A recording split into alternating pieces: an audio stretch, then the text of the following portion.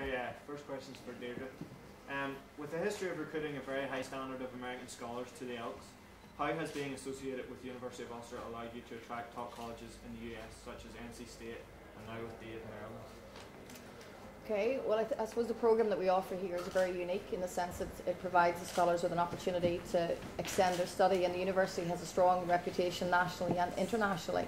The attraction has certainly been to courses in the Ulster Business School, so there seems to be a large demand internationally from the students to study courses, and the relationships we've established with them have been that we can allow fairly flexible study, particularly for the American students that come over. So I think it's been a huge attraction, and it's allowed us to sort of get the high calibre. In addition, we've worked very hard at trying to establish sort of coaching contacts in each of the American colleges, and that has helped us with our recruitment as well. Thank you. Deirdre, entering your third year coaching in the Irish Super League, what excites you in particular about the team this year, and how far do you think this Elks team can go towards the title?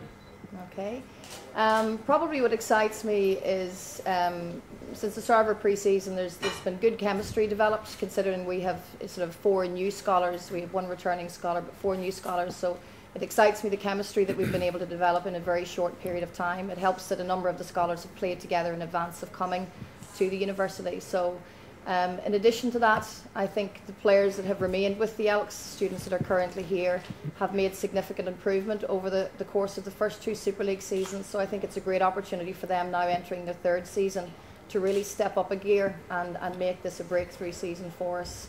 The other thing that's probably significant this year is that we have had a natural leader come to the fore. So Ian O'Boyle's our returning scholar for us, and he's taken over as team captain this year. From Matt Betley, who was our team captain last year, and he's shown a significant amount of leadership, which was something that we probably struggled with in the first 2 years of the Super League season, because we were such a brand new team and we had sort of players coming out of retirement to lead us, and now we have a natural leader coming to the floor. So I think that's going to have a significant impact for us this year. You've lost a certain amount of experience in the guy 3 places to your left there. Well, will that be hard to replace, or do you think you're at the stage now where you can go on with a new generation of players?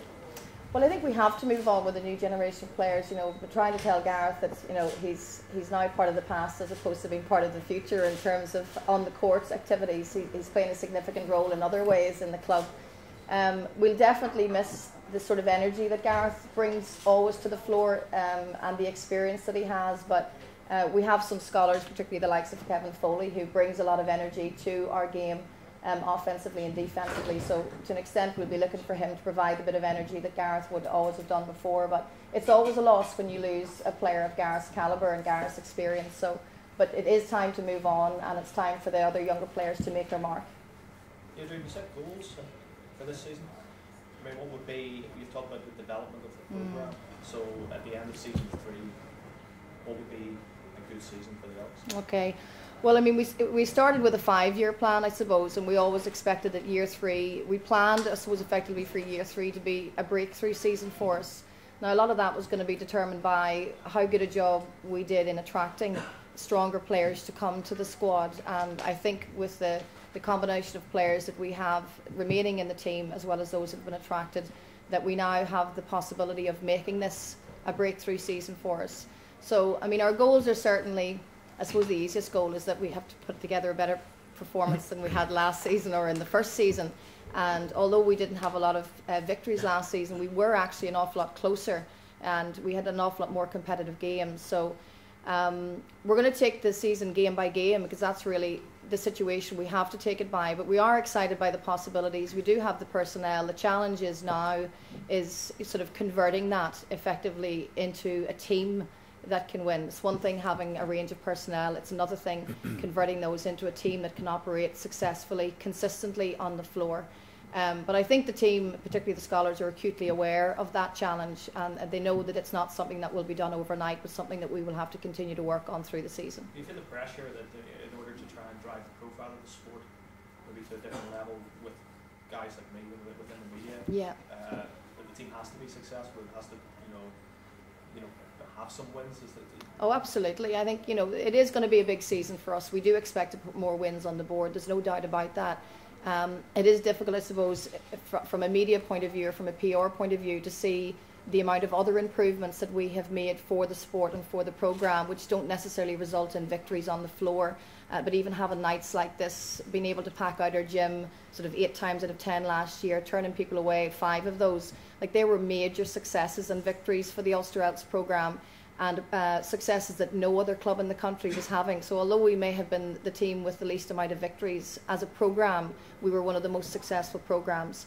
But now it's time to begin to sort of really push on the court and begin to get some results so that we have the entire package in 5 years' time, and that's still our goal, and I think we're on target for that. Deirdre, I was about to ask a similar question, the sort of balance between the profile and the product. You've actually been probably, as maybe the Giants were in the past, you've been quite successful at that sort of, present yourself as something reasonably new to Northern Ireland, but is it something that you're conscious that at a certain stage people will come and they'll be interested in seeing a package, and then they'll become Elk supporters, and that's when they look for success. But initially, at least, if you can sort of impress them with the evening out and the good package, they'll buy into the project sufficiently. They'll give you a bit of time as long as they see a certain amount of progress. Absolutely, I think that's the situation that we're in. We did work extremely hard on the off-court activities of the Ulster Elks programme, but that's because we were, very acutely aware that the performances weren't going to be there over the first 2 years. So the results really haven't come as a massive surprise to us. We were unfortunate last year that we had a whole series of injuries, and our results could have been better ultimately if we hadn't have suffered from those. But we have sort of invested in the package and in trying to provide a day's entertainment, if you like, or it was a night, so we're moving now to Sunday afternoons, and to make it a real family entertainment event. And I think we've done that quite well. The challenge now is to keep offering them something new every season so that we're constantly improving the package. Winning games will always add to that. There's no doubt about that. And I think that the supporters really feel that they can get behind you. But because I think we've done a good job on the PR, we've educated them that it wasn't going to be something that would happen overnight. So they weren't sort of coming in like people maybe would now to the Giants expecting wins. They were coming in knowing that it really was a very new, sort of unique programme, and that they needed to get behind the programme in order to try and make it a success. And they've done that, and we've attracted a lot of new supporters to the game, both within and sort of out with the university. And the pressure's on now for us to begin to turn some of those results around on the court and really give the fans something to shout about.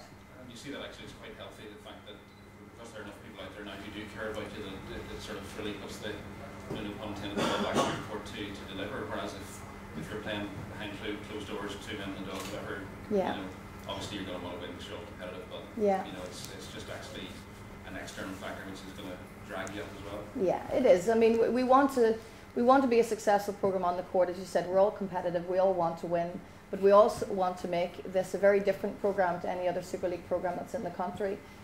Probably because we feel so passionately that basketball could be a sport in the context of the north of Ireland that could really make a difference, not unlike the way the Giants have, and a sport that everybody in the community can actually play inside and outside. So yes, we're definitely committed to that, and we want it to be the whole package, but we know that it's time that we begin to get some better results on the floor.